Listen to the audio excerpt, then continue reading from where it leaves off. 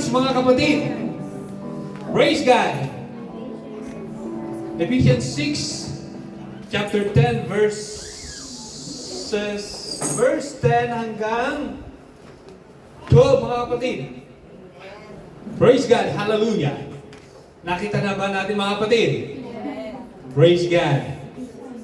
Ang sabi po dito sa aklat ng Ephesians or Epheso, mga kapatid, chapter 6, verse 10 hanggang 12. Ito po ang sinasabi, mga kapatid. Sa katapus-tapusay, magpakalakas kayo sa Panginoon at sa kapangyarihan ng kaniyang kalakasan. Mga bis kayo ng buong kagayakan ng Diyos upang kayo'y magsitibay laban sa mga lalang ng Diablo. Sapagkat ang ating pakikibaka ay hindi laban sa laman at dugo, kundi laban sa mga pamunuan, laban sa mga kapangyarihan, laban sa mga namamahala ng kadiliman ito sa sanglibutan, laban sa mga ukol sa espiritu ng kasamaan sa mga dakong kaitaasan.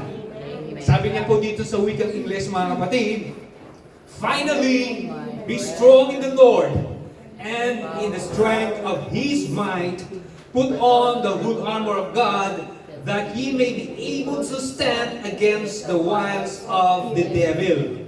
For we wrestle not against flesh and blood, but against principalities, against powers, against the rulers of the darkness of this world, against spiritual wickedness in high places. Praise God! Palakpakan po natin ang ating Panginoon. Hallelujah! Hallelujah, Jesus! And gusto ko pong tawagan ang ating Pastora Josie para po ipag-pray po, mga kapatid, ang ating mensahe, mga kapatid, sa araw nito, mga kapatid. God bless, Pastor. Praise God. Praise the Lord! Hallelujah! Praise God. So stretch our hands, mga kapatid. Amen. Hallelujah. Dakilang Diyos, muli, Panginoon, is a great favor once again, Lord, to have your man, O God, standing before us, O Lord. God, we ask your mercy, your power to move, Lord, upon him, Panginoon. Let your holy anointing be upon him, Lord, to deliver, God, thy message. And God, open our hearts and minds, Lord Jesus, to receive thy word, O God. Jesus, we ask, Lord God, the power of understanding and the authority of your power and Holy Ghost, Panginoon. Jesus, revive us today, Lord. God, that there is transformation, O God, upon receiving thy word, O God. Jesus, move, Lord God, in the operation, O Jesus, God, of the power of your Holy Spirit. In the name of Jesus, we ask all these things, Lord, in Jesus' name. Amen. Praise God. Salamat po, mga kapatid, sa inyo, at pagpalain nawa din kayo ng ating Panginoon, mga kapatid. Amen. Praise God. Hallelujah. Part 2 na po ito ng message nung last time.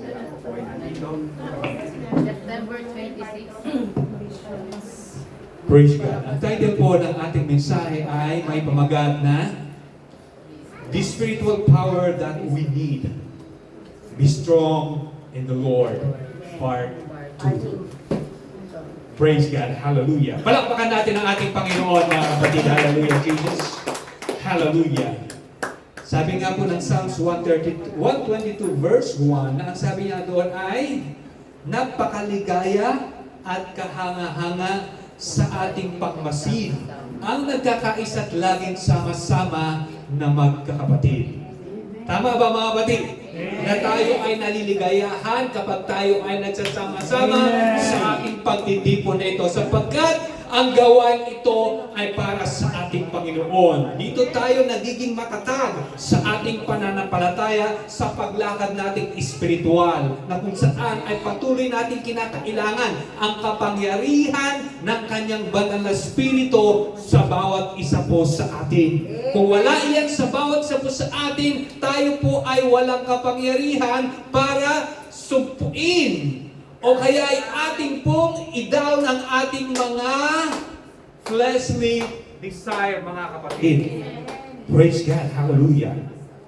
Kaya po dito sa ating binasa kanina, sabi po dito sa Ephesians 6, na ang sabi niya dito, sa katapus-tapus ay magpakalakas kayo sa Panginoon, mga kapatid. Nandito na tayo sa huling mga araw, mga kapatid, na kung saan tayo ay pinapayuhan na lagi tayong maging malakas sa ating pananampalataya sa ating Panginoon at sa kapangyarihan ng kaniyang kalakasan. Mga bihis kayo ng buong kagayakan ng Diyos. Ano ba yung kailangan nating ibihis ng buong kagayakan, mga kapatid? Yung full armor of God. Nakita mo doon ang ina. Medyo na ano ko po, nakita ko po at may kulat at hindi po naka-point out doon talaga mismo sa sinasabi, mga kapatid. Kaya basahin po natin yung Biblia, mga kapatid. Basahin po natin, kailangan nating lagi tayong mapagmasid sa ating kapaligiran. Kung ano na ang mga nangyayari sa panahon natin. Dahil tayo ay nasa huling mga araw na, mga kapatid. Kaya pag sinabi natin tayo ay nasa huling mga araw, masama na yung takbo ng panahon. Na ang turo ng Biblia, samantalahin natin ang bawat pagkakataon na tayo ay gumawa ng mabuti, mga kapatid. Yung ating kaninang Bible study lesson na ang pamagat ay the justice of the judge of the The judge of all the earth. the judge of all the earth. Tama ba, Sister Princess? Praise God. So nakita natin doon, narinig natin kanina kung paano magbigay ng justisya, ng ang hukom ang mga tao at ang ating Panginoon. Na-differentiate natin doon kung ano talaga ang tama at mali. Pero ang Diyos ay talagang Diyos. God is God of justice. Siya yung hukom. Kaya wala tayong po pwedeng sabihin o i-judge para sa ating sarili dahil tayo ay nilikha lamang ng Panginoon. Siya yung merong kapangyarihan kung ano ang kanyang dapat gawin sa bawat isa po sa atin. Wala tayong karapatan para i-judge natin yung kapwa na nilikha ng ating Panginoon. Di ba? Amen. Praise God. Palakpakan natin ang ating Panginoon. Hallelujah. Kaya habang tayo ay nandito sa sanlibutan na ito, mga kapatid, lagi nating isukbit, lagi nating isuot yung baluti na kaloob ng ating Panginoon. Amen. Praise God. Hallelujah. Mahirap po kasi ang hustisya ngayon dito sa sanlibutan. That's right. Alam niyo po ba yung may hawak-hawak ng tawag dito? Timbangan. Lady of Justice. Di ba may piring siya? Wala siyang pinapanigan. Amen, di ba? Kasi yun yung justice eh. Kailangan pakinggan mo yung both sides, mga kapatid. Pero sa panahon po natin ngayon, inalis na yung piring na yan. Tama ba, mga kapatid? Nakatuon na doon, mga kapatid, sa mga taong kurakot. Praise God. Palakpakan natin ang ating Panginoon. Yung may mga kapangyarihan sa ating bansa, sila iyong nananasa. Praise God. Ng kanilang mga gusto sa kanilang buhay. Sabi nga ng ating ministry, yung MOJ, DOJ, Department of Justice, mga kapatid, na kanilang kayang i-bend yung konstitusyon. Ganun na ba ang tao? Praise God. Ang aralin natin kanina, kay nakatago man o sikreto mong ginagawa yan, darating ang panahon na tayo ay haharap sa hukom at ating isusulit ang mga ginawa natin sa dilim, sa mga sikretong lugar, o sa dilim, mga kapatid, o sa mga kung saan mang lugar, mga kapatid, ihaharap natin iyan sa ating Panginoon. At sa mga gawang iyan, diyan tayo i-justify i-testify ng ating Panginoon, mga kapatid. Amen. Hallelujah! Kaya walang pwede tayong itago sa ating Diyos na makapangyarihan. At wala tayong pwedeng idahilan, mga kapatid. Kaya habang tayo ay narito sa sanlibutan ito, gawin nating maging matibay ang ating pananampalataya, makapangyarihan, mga kapatid. Hallelujah! Na mayroong pagkatakot sa Diyos. Kaya kailangan nating manatiling malakas at matatag sa ating Diyos. Sabi nga, mga kapatid, ng Acts 1:8 na, "But ye shall receive power after that the Holy Ghost is come upon you, and ye shall be witnesses unto me, both in Jerusalem and in all Judea and in Samaria and unto the uttermost part," mga kapatid. Kaya paglalapag ng Banal na Espiritu sa atin ay magkakaroon po tayo ng kapangyarihan.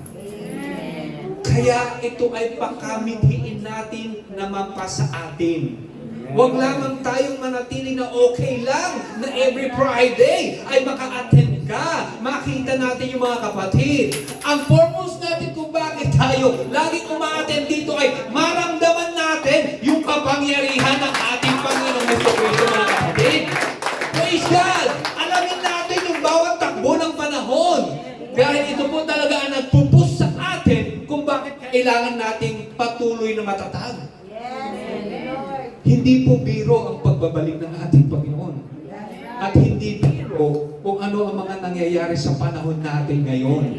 Dahil yan po ay lahat nakatala, nakasulat sa Biblia, mga kapatid.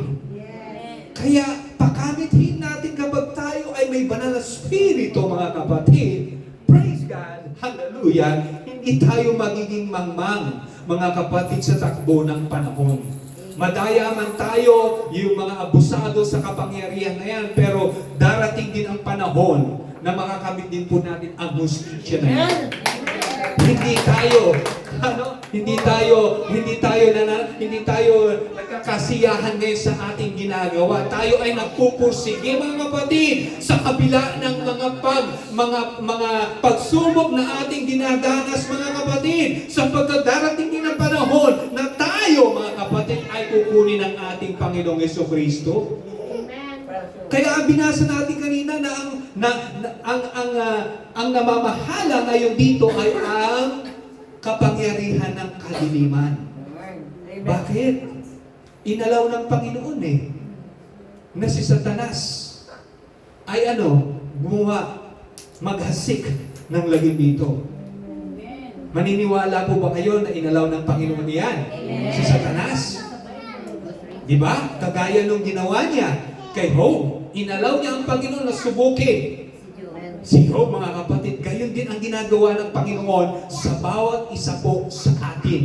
Makikita talaga sa atin kung gaano katatag yung ating pananampalataya, kung gaano talaga kalalim yung pananampalataya na ating tinanggap sa ating Diyos, mga kapatid. Gayon na lamang, mga kapatid, hallelujah, na naghahasik ngayon ang kalaban dito.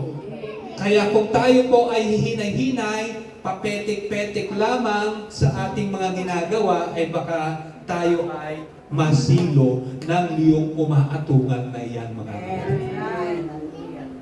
Alam niyo ba ibig kong sabihin ng liyon ng umaatungan? Na naghahanap ng masisila?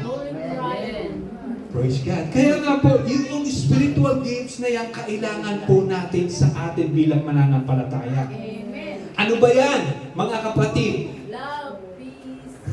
Spiritual gift, ha? Hindi yung fruit of the Holy Spirit ang aking tinatanong. Fire. Praise God. Kapag tayo ay merong spiritual or yung kaloob ng Espiritu, mga kapatid, tayo ay may kapangyarihan. Di ba? Kung ang fruit of the Spirit ay merong 7, tama ba? Yes. Yes naman.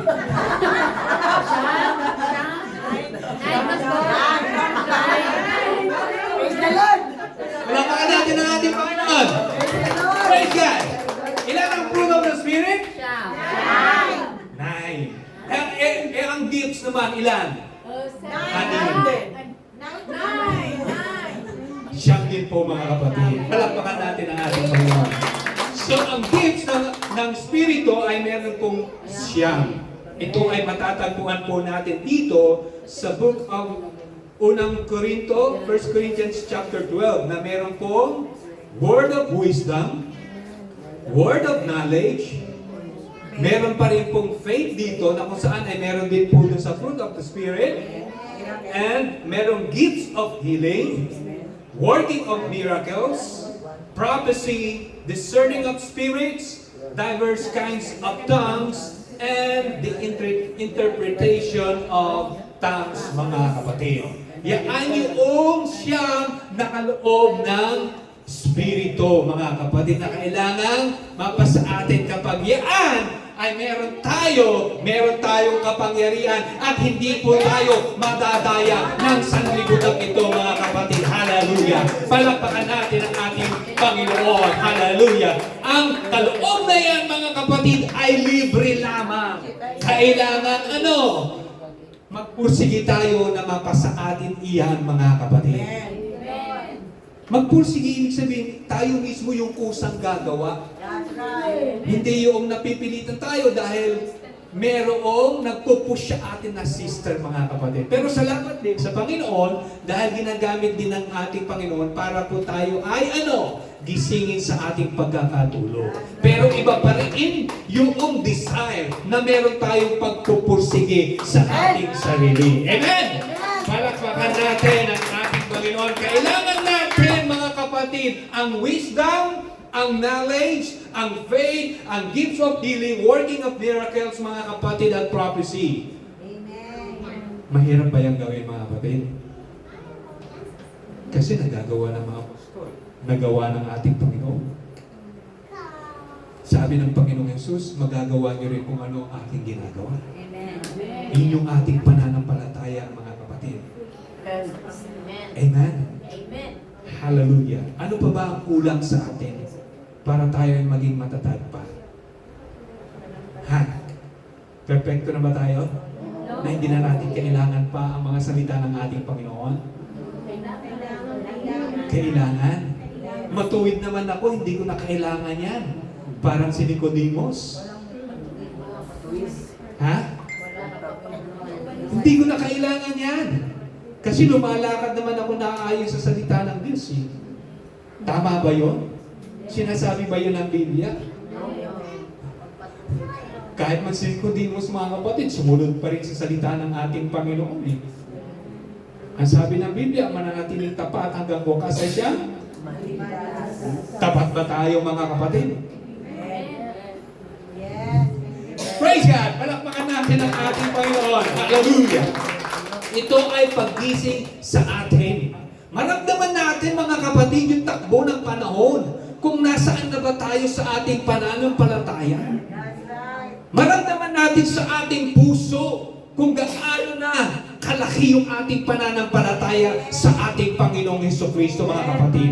Sapagkat ang tumatayo po dito sa harapan dahil concerned po tayo, mga kapatid, sa mga kaluluwang nagpapatuloy sa ating Panginoong Hesukristo, mga kapatid. Huwag nating hahayaang mawala ng ng saysay yung ating mga ginagawa. Amen. Di ba? Amen. Praise God. Hallelujah. Kaya po, mga kapatid, to be spiritually powerful is, nabanggit ko po ito nung last na mensahe, mga kapatid, is know you are safe and loved by God no matter what is going outside of you or around you or even to you, mga kapatid. Sapagkat nasabi po ng Romans 8:31-35, what shall we then say to these things? If God for us, who can be against us? Sa 35 na sabi niya dito, who shall separate us from the love of Christ? Shall tribulation or distress or persecution or famine or nakedness or peril or sword? Mga kapatid, ano ba ang po pwedeng makapaghiwalay sa atin sa pag-ibig ng Diyos? Kasi minahal tayo ng Panginoon. Kaya nandito tayo, mga kapatid. Praise God. Hallelujah. Amen? nagkaroon man tayo ng injustice, sabi nga ni sister. Pero ang ating Diyos ay siya pa rin ang kahuli-hulihan. Amen. Sa panahon ngayon, nagtagumpay man ang mundo, pero sa kahuli-hulihan, sa Diyos pa rin ang kahuli-hulihan. Mga kapatid, palakpakan natin ang ating Panginoon. And to be spiritually powerful is to find the joy. Lightens up and lightens.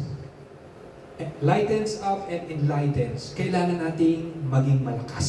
Be getting stronger and stronger, mga kapatid. Nehemiah 8:10, for the joy of the Lord is my strength. Marami pa, mga kapatid, na aking pong nabanggit dito. Hallelujah. Kaya sa atin, mga mananampalataya, mga kapatid, sapat na ba ngayon ang ating kaalaman sa ating pananampalataya? Sapat na ba na para tayo ay manatiling matatag sa ating pananampalataya? Ha, mga kapatid? May mga tao kasi na maturuan mo ng konti, afterwards, ay mas magaling pa dun sa nagturo, mga kapatid. Amen. Tama ba? Amen. Praise God. Sabi nila, tinutubuan na ng sungay. Tama ba yun? Praise God. Hindi po ganon ang mananampalataya. That's it. Amen. At habang nagbubunga ng nagiging mas matatag. Kapag tayo ay nagbubunga, mga kapatid, mas marami ang nababahaginan. Kapag tayo ay nagbubunga, mga kapatid, maraming mamakikinabang dito, mga kapatid. Hallelujah. Kaya sa atin, huwag tayong magmamalaki. At kung meron man tayong gustong ipagmalaki, ang ipagmalaki lamang natin ay ang ating Panginoon Jesucristo. Palakpakan natin ang ating Panginoon, mga kapatid. Hallelujah. So ano pa ang ating kakulungan, mga kapatid, ng tao o kulang sa kaalaman tungkol sa pamumuhay espiritual? Kaya nga tayo lagi nandito, di ba?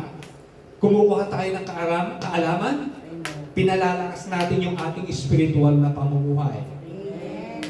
Bilang mga Kristiyano sa ating pananampalataya, tayo ay naniniwala sa ating Panginoong Jesucristo na mayroong kaligtasan sa kanyang pangalan. Tama ba? Amen. Kaya nga tayo doon nagpabautismo, di ba? Dahil alam natin na ang kaligtasan ay ang ating Panginoong Jesucristo lamang.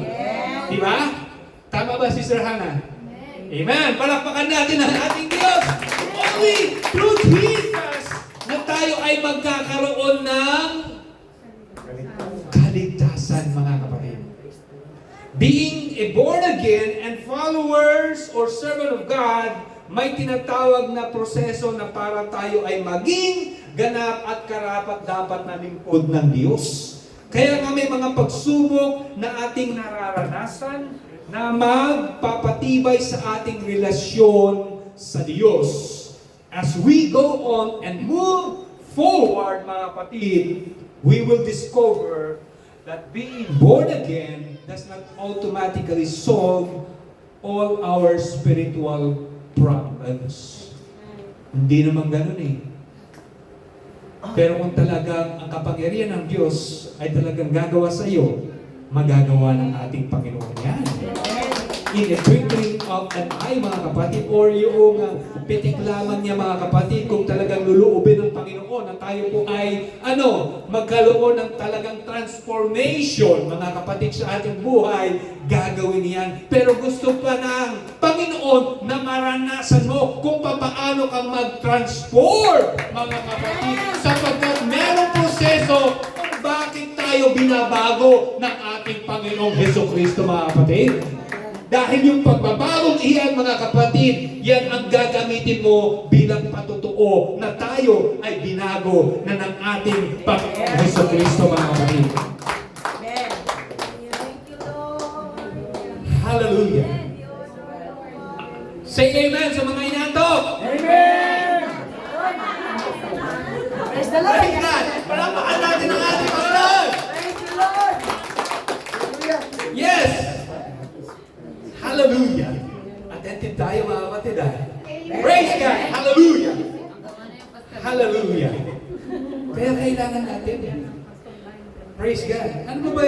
Sabi niya dito, hindi naman automatic na tayo ay mababago na dito. Sabi niya dito, di ba?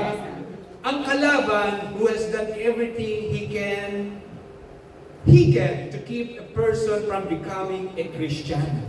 Yan kasi ang pumipigil sa atin, di ba? Si Satanas. Gusto natin mag-grow, pero sabi nga, inalaw ng Panginoon si Satanas para tayo ay subukin. Dahil talaga diyan malalaman kung talagang genuine yung ating pananampalataya. Amen. Amen? Sabi nga, kung hindi ka madala ni Satanas sa ganong taktika, gagawa pa yan ng iba. Amen. Kasi hindi natatapos yan eh. Kasi yan ang gagawin ng kalaban. Gagawin ng lahat para masilo ka lamang. Subalit, kapag tayo ay laging nakasuot ng ating baluti, mga kapatid, huwag nating hayaan na tayo ay masilo ng kalaban. Amen? Lagi tayo mag-ehersisyo. Sabi nga, pag-ehersisyo means yung bilang mga mananampalataya, kailangan natin merong exercise sa ating pananampalataya. Paano ba ma-exercise ang ating paano ba ma-exercise yung ating pananampalataya, mga kapatid? Reading and meditation. Mamaya, mababanggit ko na po yan, mga kapatid. Amen. Palakpakan natin ang ating Panginoon. Hallelujah! Kaya gumagawa ang kalaban ng mga iba-ibang taktika para tayo ay mahulog, mga kapatid. Praise God! Kaya kung tayo ay merong kaloob, ulitin ko na naman, ng banal na Espiritu ng Diyos, mababasa mo, malalaman mo, madidiscern mo kung ano ang kanyang gagawin sa iyo. Kasi talagang yun meron kang wisdom at meron kang knowledge dahil hindi nagkulang ang Panginoon sa atin. Amen? Kaya ito po ang labanan, mga kapatid, na kailangan ready ka anytime na tayo ay lulusubin ng ating mga kalaban, mga kapatid. Praise God, hallelujah. May mga taktika si Satanas Marami siyang ginagawa, mga kapatid. Amen. Kaya nga po, kasi andito tayo ngayon sa mundo At lahat, halos nang nakikita natin sa paligid, ay siya ang may kapangyarihan. Tama ba? Pero may kapangyarihan din naman tayo, di ba, mga kapatid? Not unless kung tayo ay patatalo sa kanyang mga taktika. Praise God. Sabi niya dito, the Christian is faced with a world system that is contrary to serving the Lord. The world standards, sabi nga ng ating tagapagturo kanina, its values, its immorality, and its materialism constitute a formidable opposition. Bumubuo ng isang mabigat na pagsalangsang to a Christian who wants to serve the Lord effectively. Kaya nga po, mga kapatid, yung mga nakikita doon sa disco house, sa mga nagsusugal, wala nang ginagawa si Satanas doon kasi sa kanya na yun Diba? Nag-aari niya na yan. Kanya na yun Andito siya ngayon, mga kapatid. Dahil hindi niya tayo pag-aari, tayo ay pagmamayari ng isang dakilang Diyos, mga kapatid. Kaya nga po, maging effective tayo, mga kapatid. At ang pangalawa, Satan also will do all he can to keep a Christian from fulfilling God's plan for his life. Talagang kaya nga sabi niya kung nagdodoble man tayo, gagawin niya doble, mga kapatid. Triple pa, mga kapatid, sa mga Kristiyano kung paano niya itong masilo, mga kapatid. Hallelujah. Kaya kailangan, sabi nga lagi nating naririnig na kailangan tayo bilang mga mananampalataya. Huwag tayo, padadaig. Maging observant tayo, mga kapatid, sa ating paligid. Amen? Praise God. Hallelujah. Kaya kapag naramdaman mo talaga yung pagpupursige, yung concern mo talaga sa ating Panginoon, hallelujah, na kahit anumang mga palaso o bala ng kanyon na naharapin mo, mga kapatid, ay parang baliwala. Dahil alam mo na ang Panginoon mo ay nasa harapan mo, mga kapatid. Na siya yung handa, humarap anumang mga dumarating na palaso sa ating buhay. Tandaan po natin, mga kapatid, ang ating Diyos ay hindi hindi po yan nananatili sa ating likod. Ang Diyos ay nasa ating harapan. Mali po ang ating paniniwala o pagkakaintindi na ang Panginoon ay nasa likod. Ang Diyos laging nasa harap, mga kapatid. Hallelujah. Na siya po ang laging po pwedeng magligtas sa atin sa anumang mga pagsubok na dumarating po sa ating buhay, mga kapatid.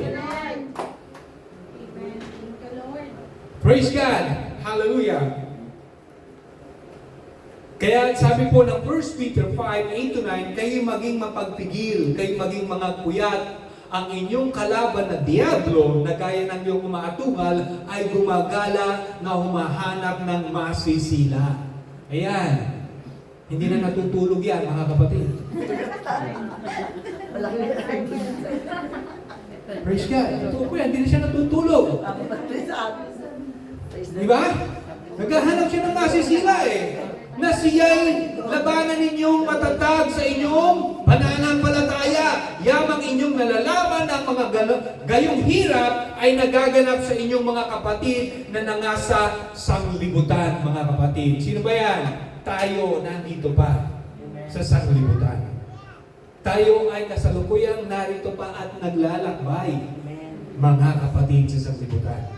Natandaan niyo po ba yung aking naibahagi sa inyo, mga kapatid, na tayo ay binilang na manlalakbay? Dahil ang tipan ay na kay amang Abraham, kay Isaac, kay Jacob, kay Jesus, sa apostol at sa atin ngayon, mga kapatid. Manlalakbay.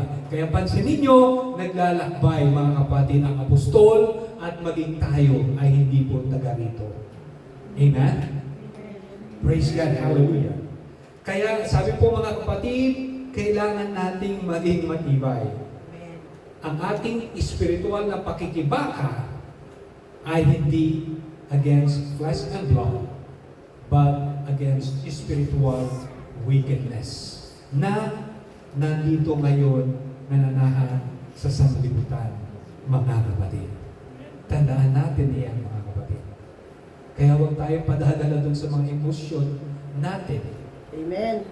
Ha? O yung ilusyon. Amen. Emotion. Emosyon, ilusyon. Basta yun. Yun yun. Amen. Praise the Lord. Palakpakan natin ang ating Panginoon. Delikado yan, mga kapatid. Amen. Baka hindi mabigyan ng solusyon. Amen. Pero kapag tayo na sa Panginoon, may solusyon. Amen. Amen? Praise God. Hallelujah. Sabi po ng Romans 7:18-20, sapagkat nalalaman ko na sa akin, sa makatuwid ay sa aking laman ay hindi tumitiraan ng bagay na mabuti, sapagkat ang pagnanasa ay nasa akin. Datapwat ang paggawa ng mabuti ay wala, sapagkat ang mabuti na aking ibig ay hindi ko ginagawa. Ngunit ang masama na hindi ko ibig ay siya kong ginagawa.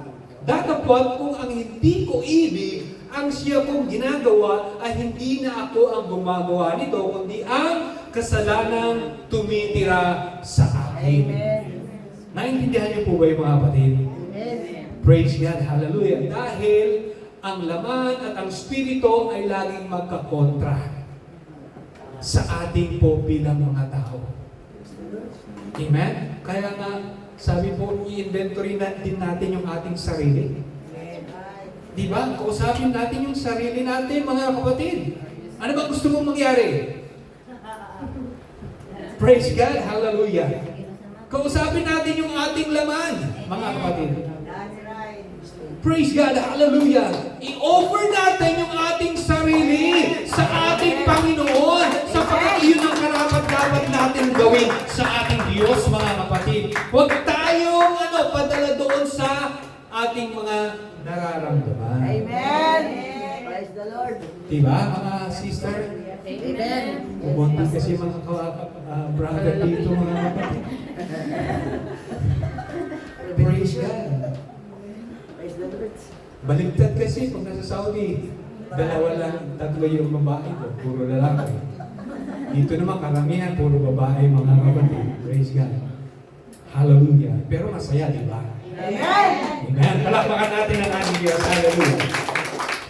Kaya dito, kinconclude ng ating Paul. Hallelujah. Sige. Praise God. In Jesus' name. Praise the Lord. Amen. Palakpakan natin ang ating Panginoon, mga kapatid. Hallelujah. Kaya dito sa talata ating binasa sa Romans 7:18-20, kinunclude dito ng ating kapatid na Paul na sabi niya nga, nakahabag-habag si ako. Kasi ang tinutukoy niya diyan is siya, mga kapatid, di ba? Na hindi niya magawa yung gusto niyang gawin. Pero yung ginagawa niya, ang ano? Tama ba? Hindi niya magawa yung gusto niyang gawin dahil ginagawa niya naman yung gusto ng laman. Tama ba yun? Sabi niya, praise God, sapagkat sapagkat ang pagnanasa ay sa akin, datupad ang paggawa ng mabuti, sabi niya dito ay wala. Yung paggawa ng mabuti ay wala. Sapagkat ang mabuti na aking ibig ay hindi ko ginagawa. Yung mabuti na kanyang ibig ay hindi ko ginagawa, ngunit ang masama na hindi ko ibig, yung masama na hindi niya ibig, ay siya ko ginagawa. Sabi niya dito, datapot ko ang hindi ko ibig, ang siya kong ginagawa ay hindi na ako ang gumagawa nito, kundi ang kasalanang tumitira sa atin, kundi ang kanyang sinusunod ay yung kanyang laman. Kaya nga po kahabag-habag yung ating laman, mga kapatid. Kahabag-habag siya, mga kapatid. Sino ang po pwedeng mag-rescue sa ating laman? Kung tayo ay makasalanan, sapagkat ang kabayaran ng kasalanan ay kamatayan. Gusto niyo bang mamatay dahil sa ating mga kasalanan, mga kapatid? Hindi. Sabi niya dito sa Romans 7:24-25, abang tao ako, sino ang magliligtas sa akin sa katawan nitong kamatayan? Nagpapasalamat ako sa Diyos sa pamamagitan ni Kristo o ni Jesucristo na Panginoon natin, kaya nga tunay kong ipinaglilingkod ang aking pag-iisip sa kautusan ng Diyos, datapot ang laman ay sa kautusan ng kasalanan. Praise God. Kaya magpasalamat tayo sa ating Panginoon dahil sa Kanya tayo ay Kanyang iniligtas, mga kapatid.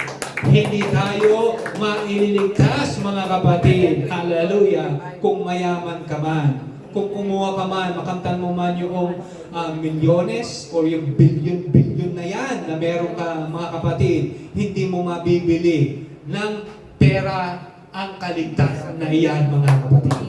At hindi mo rin maidadala sa libingan mo ang kayamanang iyan, mga kapatid. Hallelujah. Magpakaligaya ka na habang nandito sa libutan. Subalit, darating ang panahon na tayo po ay haharap sa hukuman ng ating Panginoong Jesucristo, mga kapatid. Sino ang magiging judge natin sa katapusan? Sinasabi ng Revelation, si Jesucristo. Siya lang ang daan, ang buhay, at ang katotohanan. Wala nang iba kundi sa ating Panginoong Jesucristo. Wala nang ibang sinasabi dito sa Biblia, mga kapatid. Hindi si Pedro, hindi si Lucas, hindi si Apostol Paul, mga kapatid. At lalo tigit, hindi rin yung mga politika na yan sa ating mga kapatid. Only Jesus Christ Himself ang siyang pwedeng makapagliligtas sa atin, sapagkat siya ang unang umilig sa ating mga kapatid. Siya ang lumikha sa atin. Siya yung pinagmula ng ating pananampalataya. He is the author and finisher of our faith, mga kapatid. Praise God. Kaya dito, mga kapatid, hallelujah, kailangan nating maging matibay, mga kapatid. Hallelujah. Praise God. Kaya nga sa kakulangan ng tao, sa kakulangan natin bilang mga tao, bilang mananampalataya, ano ba ang mga kailangan natin? Hallelujah. Praise God. Para tayo ay maging makapangyarihan bilang mga mananampalataya. To accomplish the purpose of a Christian leading a holy life, God must make rich provision. Kapag sinabi mong God has made rich provision, sabi ng provision dito is the action of providing or supplying something for use. Kaya ang Diyos na mismo ang magpo-provide ng bawat kakailanganan natin para tayo ay maging malakas, mga kapatid. Dito ay pinakikita sa atin ng Diyos na huwag tayong mananangan sa sarili nating karunungan. Sabi ng Proverbs 2:8. Praise God. Palapakan natin ating Panginoon. Sabi po ng sinasabi ng Proverbs 3:5 to 6 na trust in the Lord with all your heart and lean not on your own understanding. In all your ways, acknowledge Him, and He shall direct your path. Tama. Acknowledge. Paano kung hindi natin siya ina-acknowledge? Tapos nananatili tayo sa sarili nating karunungan. Palagay ba natin, ididirekta tayo ng ating Diyos sa tamang lalakaran natin, mga kapatid? No. Sabi ng Book of Wisdom sa Proverbs na kailangan tayong trust in the Lord. Kailangan nating magtiwala sa ating Diyos. With all thy heart. Kaya ba natin? Baka naman yung paniniwala natin is kalahati ng ating puso, mga kapatid. Kaya, this is the spiritual power that we need, na kailangan natin. Tayo po ay magtiwala ng buong puso, ng buong lakas, ng buong pag-iisip, at ng buong kaluluwa sa ating Panginoong Hesukristo, mga kapatid. Kaya kung tayo po ay mananatiling malakas sa ating pananampalataya, sa ating spiritual na kalakasan, mga kapatid, the power of the Holy Spirit, kailangan natin yung kapangyarihan ng banal na Espiritu. We need the Holy Spirit to empower us, mga kapatid. Nabanggit ko na yan, mga kapatid, kanina. Sabi po ng Galatians 5:16-18, sinasabi ko nga, magsilakad kayo ayon sa Espiritu at hindi ninyo gagawin ang mga pita ng laman, sapagkat ang laman ay nagnanasa ng laban sa Espiritu, at ang Espiritu ay laban sa laman, sapagkat ang mga ito ay nagkakalaban upang huwag ninyong gawin ang bagay na inyong ibigin, mga kapatid. Datapwat kung kayo'y pinapatnubay ng Espiritu ay wala kayo sa ilalim ng kautusan. Nakita ninyo? Kung tayo ay pinapatnubayan ng Espiritu, mga kapatid, ay wala kayo sa ilalim ng kautusan. Mabubuo ba yung kautusan na yan kung walang pagsalaksan? Mabubuo ba yung kautusan na yan kung hindi nagkasala ang tao? Nabuo ang kautusan dahil matigas ang ulo ng tao. Kaya nga po kung tayo ay pinapatnubayan ng Espiritu, wala tayo sa ilalim ng kautusan dahil nakita ang direksyon natin ng ating Panginoon. Pero sabi nga, walang matuwid, wala kahit isa. Ang lahat ay nagkasala at hindi nakakaabot sa kalooban ng Diyos. Di ba, mga kapatid? Kaya nga sa panahon natin, ang sabi ng Biblia, even the very elect will be deceived. Kahit man yung mga malalalim, matatagal na sa pananampalataya, mga kapatid, nadadala pa rin. Yung mga well-known preacher na napapanood ko, mga kapatid, nabibless ako kapag pinakikinggan ko yung kanilang mga preaching. Ngayon nakita ko na inalis siya sa ministry dahil nagkaroon siya ng pagkakasala na hindi siya binigyan ng time or ng schedule to minister, mga kapatid. Kaya nga po, mag-iingat tayo, mga kapatid. Sabi ng ating lesson, may nauuna na nagiging huli at meron namang huli na nagiging una. Nangyayari po yan, mga kapatid. May pagkakataon dito sa atin na tayo ay malakas sa ngayon. Pero darating, at huwag naman sanang dumating panahon na baka nauna na tayo ay nasa huli pa tayo, mga kapatid. Pero ang bawat isa po dito ay kasali sa takbuhin ito, mga kapatid. Na kailangan nating makarating doon sa finish line, mga kapatid. Thank you, Lord. Amen? Kahit naman tayo po ay dahan-dahan, basta ang maganda ay makarating po tayo sa finish line, mga kapatid. Ano ngayon kung kabayo ka, ano ngayon kung ikaw ay turtle, mga kapatid, ano ngayon kung ikaw ay unggoy, mga kapatid.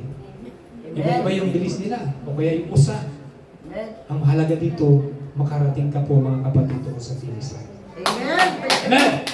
So, we need the power of the Holy Spirit para tayo ay magpatuloy sa atin. At, siyempre pa, pangalawa, mga kapatid, ay the power of the Word of God. The Word of God will light our way, nourish our spiritual power, mga kapatid.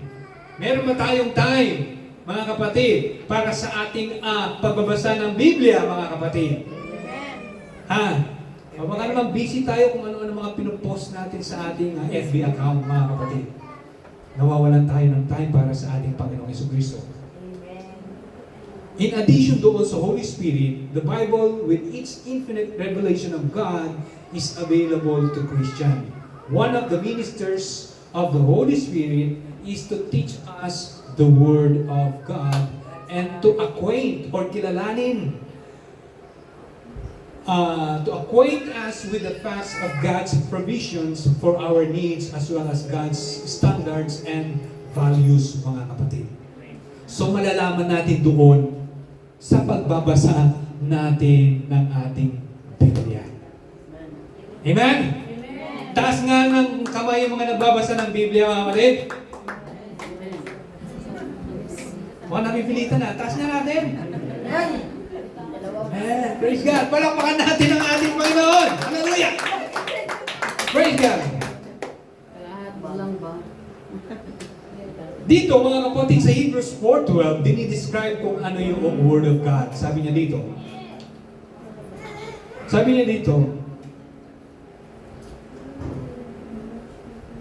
Ang Hebrews 12, living and active, sabi niya, sharper than any double-edged sword, it penetrates even to dividing soul and spirit, joints and marrow. It judges the thoughts and attitudes of the heart, mga kapatid. Yun yung sabi ng Hebrews 4:12, mga kapatid. Kapag yun po yung kapangyarihan na ang salita ng ating Panginoon, na kapag binabasa natin iyan, hindi lamang dito sa ating labas na anyon, bagkus ay pumapasok mismo sa kaibuturan, sa mga pagitan, mga kapatid, ng laman at ng skin at yung laman, mga kapatid. Ganoon kapangyarihan ang salita ng ating Panginoon. Sabi niya dito, the Word of God, because it is such an accurate presentation of the truth of God, serves to purify and to guide us, mga kapatid. Yun na kailangan natin tayo ay magbasa rin kung nais natin tayo ay manatiling makapangyarihan, manatiling malakas sa ating Panginoong Hesukristo, mga kapatid. Hallelujah. And 2 Timothy 3:16-17, all Scripture is God-breathed and is useful for teaching, rebuking, correcting, and training in righteousness, so that the man of God may be thoroughly equipped for every good work, mga kapatid. Ganoon po ang salita ng ating Panginoon, na ito ay natuturo sa atin ng tama, at tayo ay tinatama sa ating mga maling panukala. Nire-rebuke tayo ng salita ng Panginoon sa mga iniisip nating mali, mga kapatid. Sapagkat walang maidudulot sa atin ang mali, mga kapatid. Gusto ng Panginoon na kahit tayo man ay pinag-uusig ng sanlibutan, manatili tayong tapat, mga kapatid. Pakita natin ang liwanag, ang salita ng Diyos ay nananatili sa atin, mga kapatid. Sapagkat ang ating ginagawa ay hindi po para sa atin, ay para po sa ating Panginoon. Diba? At kung kayo man ay kamuhan ng mundo, siya yung kinamumuhian, mga kapatid. Tandaan natin yun. Huwag natin gawing personal. Amen. Amen? Kasi yun ang gusto ng Panginoon. Tama ba? Kaya huwag tayong mahihiya. Kaya pag sinabi ng Panginoon, kung kahihiya mo ako sa harap ng tao, ano sabi ng Panginoon? Kakahiya din tayo. Eh, saan tayo lulugar? Saan tayo lulugar, mga kapatid? Ang hirap mag-desisyon, ano? Lalo na kapag ang kasama dito, yung mga pamilya nating pinakamamahal. Nakukuha natin silang i-cover up. Tama ba? Pero sabi ng Biblia, kayang kuhanin ng Panginoon. Yung mga minamahal mo na yan. Amen. Magbalik ka lang sa ating Panginoon. Magtiwala ka lang sa ating Diyos. Thank you, Lord. Nakita niyo yung Biblia, mga kapatid, ang lahat ng nakasaad ay lahat ng katanungan, lahat ng kasagutan ay nandoon na, mga kapatid. Hindi na tayo po pwedeng magkaroon pa ng dahilan. Andito na, mga kapatid Andito ng lahat. Abot kamay natin. Bubuksan na lang po natin, mga kapatid, ang salita ng ating Panginoon. Hallelujah! Palakpakan natin ang ating Diyos, mga kapatid. Kaya kailangan nating i-meditate ang salita ng ating Panginoong Jesucristo. It is important to have a daily appointment with God to read the Bible and to pray. Amen. That's right. Meron ba tayong appointment every day sa ating Panginoon? Amen. Anong oras? Magbasa at tayo ay meron ding pananalangin. Kasi yun po ang kailangan ng ating Panginoon. Amen? And the last di pa pala last. At kailangan din natin yung the power of the blood of Christ. Sabi, mga kapatid, dito, the Bible also speaks of the power of the blood of Christ that was shed upon the cross. The fact that the blood of Christ was shed assures us of the power of God to forgive sin, mga kapatid. Kaya yung nangyari, mga kapatid, na nagkaroon ng kapangyarihan na tayo ay mapatawad sa ating mga kasalanan. Sabi po ng Hebrews 9:22, the law requires that nearly everything be cleansed with blood, and without the shedding of blood, there is no forgiveness. Kaya kailangan talaga na merong blood, mga kapatid, na dumaloy para magkaroon ng kapangyarihan yung pagpapatawad ng Panginoon sa ating mga kasalanan, mga kapatid. Amen! Palakpakan natin ang ating Diyos, mga kapatid, sapagkat sa atin bilang mga suail dati at hindi sumusunod, mga kapatid, sa salita ng Panginoon, ang tayo po ay kanyang tinubos. Hindi ng pilak o ng ginto, mga kapatid, kundi ay precious blood of Jesus Christ. Bakit dugo, mga kapatid? Praise God, hallelujah, dahil ang dugo sa panahon ng Old Testament, ito po yung kanilang ginagawa kapag ang mga Israelita that time na magkasala ay naghahandog po ng hayop, mga kapatid. At yung hayop na yun, yung isi-shed na blood, yun po ang nagiging way para mapatawad sila ng ating Panginoon. Pero hindi na po naging effective yung mga kapatid sa kanilang mga ginagawa dahil paulit-ulit lamang ang tao sa pagkakasala. Kaya once and for all, hindi na kailangan pa ang mga hayop na yan, si Jesus Christ mismo ang bumaba, ang kanyang precious blood, ang kanyang ginamit, mga kapatid. Tayo po, para tayo ay patawarin at angkinin niya bilang tayo ay kanyang mga anak. Amen? Ganun po. Hallelujah. hallelujah, ang pag-ibig ng Diyos na mismo, na bagamat siya ay Diyos, hindi siya nanatiling, kapantay ng Diyos, bagkos ay bumaba siya sa atin, para tayo ay mga kapatid, sagipin sa ating mga pagkakasala. Sagipin tayo mga kapatid, hallelujah, sa mga ginagawa natin. Kaya nga po yung kanyang pagbubuo ng dugo, ang ginamit niya mga kapatid, para po tayo ay tubusin sa ating kasalanan. Praise God. Hallelujah. Kaya yun ang ginawa ng ating Panginoon. His love, His mercy, and grace, mga kapatid, ay doon pinadadat na sa atin ngayon. Praise God. And the last one is the power of prayer. Nabanggit ko na po kanina, Word of God and the power of prayer. Meron po tayong narinig, a prayerful Christian is a powerful Christian. Powerful po ba tayo? Prayerful po ba tayo mga kapatid? May appointment din ba tayong ginagawa? May suggestion po ako sa inyo mga kapatid. Sa inyong kwarto, maglagay po kayo doon ng sarili ng altar. Yung sariling altar na every time na may appointment ka sa Panginoon, doon ka mananalangin.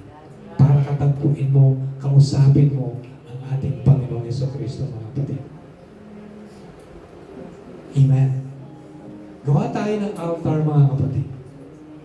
Praise God. Iyon po ay gagawin nating isang magandang lugar.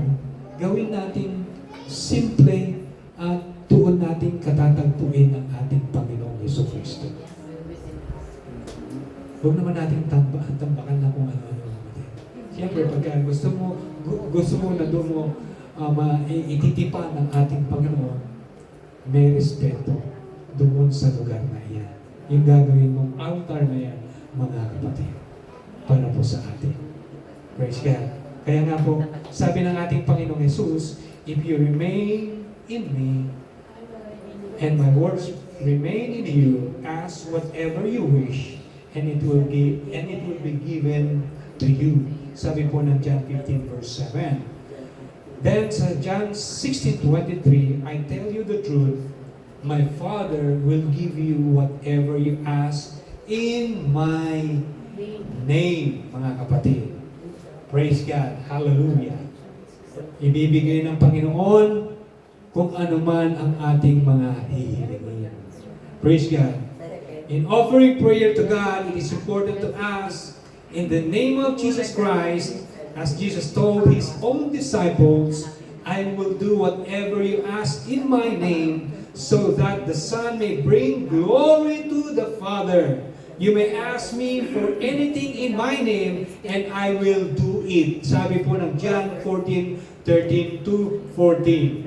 Jesus also said, in that day you will no longer ask me anything. I tell you the truth, my Father will give you whatever you ask in my name. Asking in the name of Jesus Christ implies that it is God's will. This is stated more clearly in 1 John 5:14-15, mga kapatid. Hallelujah. Kailangan kapag tayo ay humihiling sa atin, mga kapatid, ay meron tayong confidence na ito ay ibibigay ng ating Panginoon ng may tamang motibo. Huwag kang mananalangin na sinusubukan mo lamang ang ating Diyos. Hindi mo pwedeng subukan ang Panginoon. Amen. Mga kapatid. Tama ba? Amen. Alam niyo po kung minsan kapag nagbuhos ng pagpapala ang ating Panginoon, kahit na yung mga masasamang tao, gagamitin ng Panginoon yan para ibigay sa iyo yung pagpapala. Amen. Naniniwala mo ba kayo doon? Yung mga masamang tao, gagamitin ng Panginoon niya para bigyan kayo ng pagpapala. Gusto niyo malaman, meron ako isang kwento dyan. Amen. Sige po, Pastor.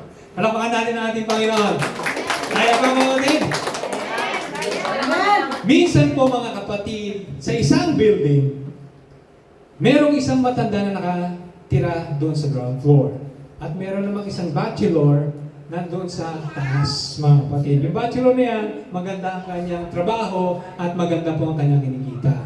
So every time na tuwing umaga, mga kapatid, na dumadaan yung tao na yan na bachelor doon sa ground floor na yan, nananalangin ng malakas yung matanda. Praise God. Nananalangin siya, mga kapatid, na sa pananalangin ay naririnig noong lalaki na dumadaan. So, ang sabi sa kanya ng lalaki ay ini-ignore lamang siya. Bakit nananalangin? Tinatawanan lamang niya, mga kapatid. Siya ay nananalangin ng lahat ng kanyang kailangan, mga kapatid. So, sa ganoong sitwasyon, sa pananalangin ng matanda, mga kapatid, pinakikinggan siya ngayon noong lalaki na iniisip niya na sabi ay meron sang sayang. Parang si Sister Zeni lang.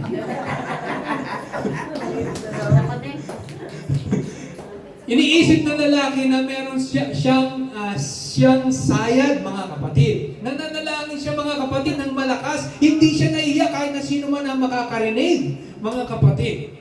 So pinakikinggan ng lalaki, mga kapatid, na ganoong sitwasyon ng araw-araw. So minsan, nananalangin uli yung matanda, mga kapatid, na humihingi siya ng mga kailangan niyang pagkain, mga kapatid. Humihiling siya ng pagkain, mga kapatid.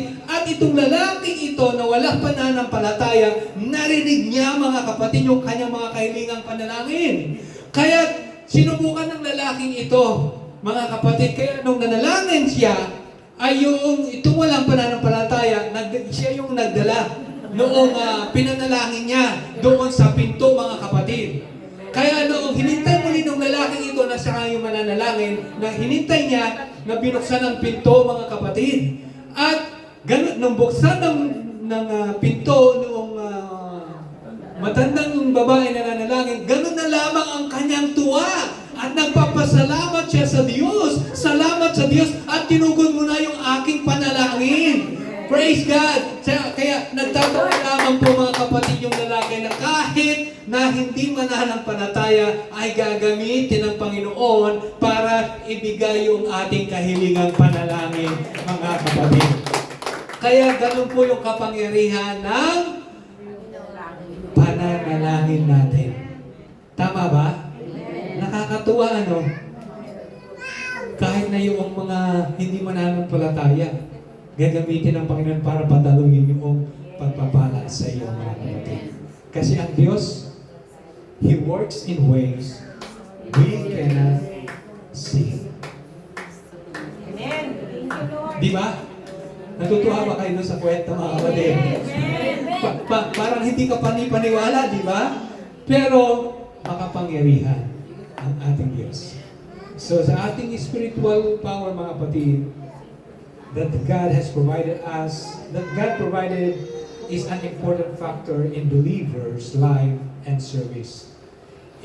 Kaya nga, in view of our own inadequacy o yung kakulangan, we need the power of the Holy Spirit, we need the power of the Word of God, we need the power of the blood of Christ, and we need the power of prayer. God has richly provided, and Christians should avail themselves by faith of what God has provided in His grace for a Christian's life, mga kapatid. Kaya, a spiritual na kalakasan that we need, kailangan natin manatiling matatag. Huwag natin kalilimutan yung mga tayo ay meron ng kapangyarihan. Hindi tayo ginawang mahina. Hindi tayo ginagawang mahina ng ating Panginoon. Kaya nga tayo nagkakaroon ng pagtitipon dito, mga kapatid. Dito tayo nagpapakatatag. Amen? Sabi nga nung kaninang istorya din, marami yung tinawag. Subalit, kukunti lamang yung nag-reply, di ba? Parang sa isang bulwagan sa kasal na nakasal doon sa Biblia, yung mga inimbitahan, hindi nagsidating. Masasayang yung pagkain. Kaya ang ginawa ng kanyang servant, kaya ang ginawa ng may-ari, tungkol sa kanyang servant, na tawagin mo ang lahat na makita mo sa labas at siya ang iyong pakainin dito, mga kapatid. Praise God. Hallelujah. Napakapalad natin. Out of millions, billions, mga kapatid, isa tayo sa tinawag ng ating Panginoon na narito sa ating. Amen. Kaya tandaan natin, mga kapatid, ang ating pakikibaka dito ay hindi sa pamamagitan ng laman at ng dugo, but against principalities, mga kapatid. Kailangan natin meron tayong laging lakas. Amen? Kaya bago tayo umalis at darating sa ating bahay, lagi tayong mananalangin. Amen. Amen, mga kapatid? Palakpakan natin ang ating Diyos. Ito po ay paalala sa bawat isa po sa atin na kailangan nating laging nakasuot ang baluti sa bawat isa sa atin. Hindi na po pinipili dito, mga kapatid, kung matanda ka man o bata ka man, mga kapatid. Basta dito ay pinapaalalahanan ko ng ating Panginoon na tayo ay maging matatag sa ating pananampalataya. Tayo pong lahat ay magsitayo, mga kapatid. Hallelujah.